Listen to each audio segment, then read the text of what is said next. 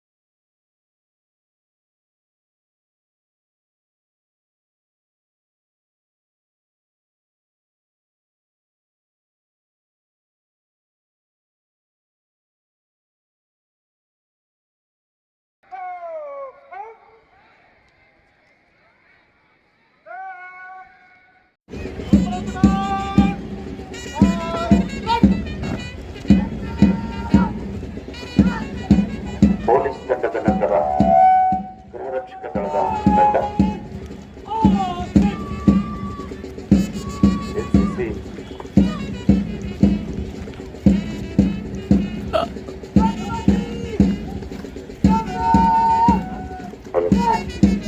NCC CDS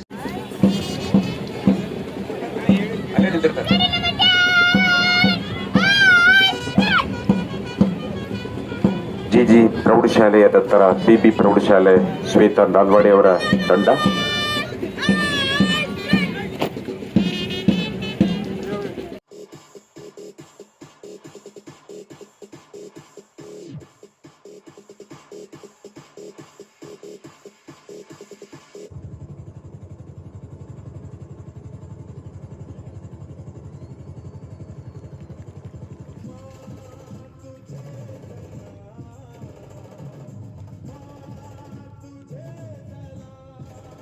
ಶ್ರೇಷ್ಠ ಸಂವಿಧಾನವನ್ನ ನಿರ್ಮಾಣ ಮಾಡಿದ್ದೀರಾ ಅಂತ ಕೇಳಿದಾಗ ಅಂಬೇಡ್ಕರ್ ಅವರೊಂದು ಮಾತನ್ನ ಹೇಳ್ತಾರಂತೆ, ಸಂವಿಧಾನವನ್ನ ರಚನೆ ಮಾಡಿದ್ದು ಬರೆದಿದ್ದು ಅದು ಯಾವಾಗ ಶ್ರೇಷ್ಠ ಆಗ್ತದಂದ್ರ ಅದನ್ನ ಅನುಷ್ಠಾನಕ್ಕೆ ತರ್ತಕ್ಕಂತ ಎಲ್ಲ ಜನಪ್ರತಿನಿಧಿಗಳು, ಜನವರ್ಗ ಮತ್ತು ಅಧಿಕಾರಿಗಳು ಯಾವಾಗ ಅದನ್ನ ಸುವ್ಯವಸ್ಥೆಯಿಂದ ಜಾರಿಗೆ ತರ್ತಾರೆ ಅವಾಗ ಮಾತ್ರ ಅದು ಶ್ರೇಷ್ಠ ಸಂವಿಧಾನ ಆಗ್ತದೆ, ಹೊರತಾಗಿ ಪುಸ್ತಕದಲ್ಲಿರುವುದು ಸಂವಿಧಾನ ಶ್ರೇಷ್ಠ ಆಗುವುದಿಲ್ಲ ಅಂತಕ್ಕಂಥ ಮಾತನ್ನ ಹೇಳ್ತಾರೆ.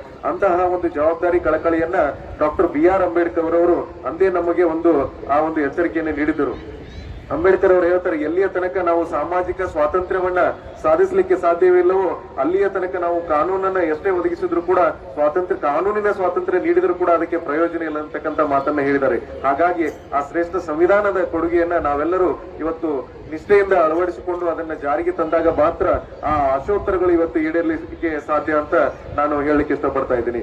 ಇವತ್ತು ನಿಮ್ಗೆ ಗೊತ್ತಿದೆ, ಭಾರತ ವಿಶ್ವದಲ್ಲಿ ಅತ್ಯಂತ ಶ್ರೇಷ್ಠ ಸಂವಿಧಾನವನ್ನು ಹೊಂದಿದಂತಹ ದೇಶ. ಸ್ವಾತಂತ್ರ್ಯ, ಸಮಾನತೆ, ಭ್ರಾತೃತ್ವ, ಪರಮಾಧಿಕ ಈ ಅಂಶಗಳನ್ನು ಅಳವಡಿಸಿಕೊಂಡು ಭಾರತ ಅಕ್ಷರಶಃ ಸಾರ್ವಭೌಮ, ಸಮಾಜವಾದಿ, ಜಾತ್ಯತೀತ ಮತ್ತು ಪ್ರಜಾಸತ್ತಾತ್ಮಕ ಗಣರಾಜ್ಯವಾಗಿ ಹೊರಹೊಮ್ಮಿದೆ.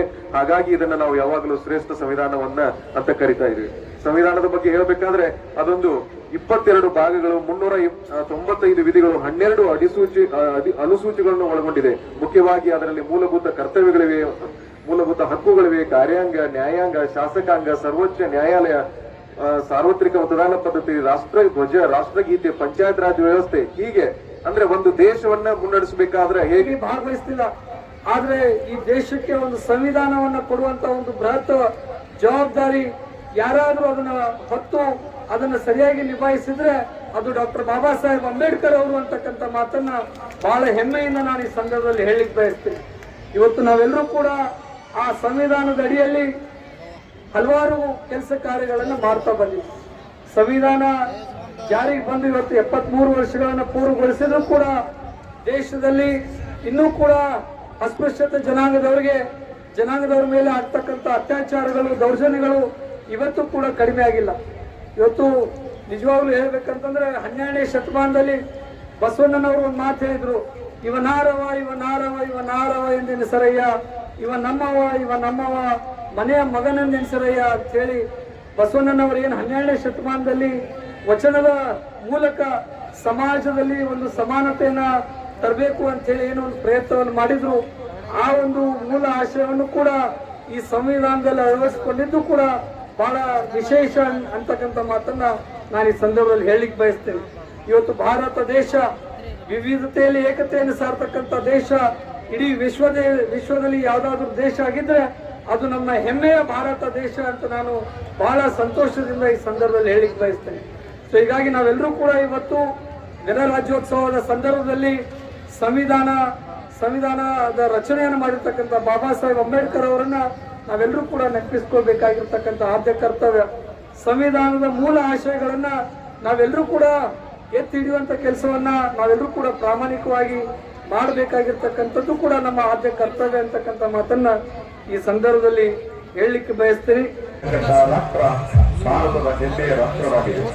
ಕಾರ್ಯಾಂಗ, ಶಾಸಕಾಂಗ, ನ್ಯಾಯಾಂಗದ 3 ಖ್ಯಾತಿಗಳನ್ನು ಹೊಂದಿರತಕ್ಕಂಥ ಈ ರಾಷ್ಟ್ರದ ಪ್ರತಿನಿಧಿಯಂತೆ ಶಬ್ದಚಿತ್ರಗಳು ಬರ್ತಾ ಇದೆ. ಭಾರತದ ಸಂವಿಧಾನದ ಮುಕ್ತ ಪ್ರಜಾಪ್ರಭುತ್ವದ ಸಿದ್ಧಾಂತಗಳ ನಿರೂಪಣೆಯಲ್ಲಿ ಪಾಶ್ಚಿಮಾತ್ಯರ ನ್ಯಾಯಶಾಸ್ತ್ರದ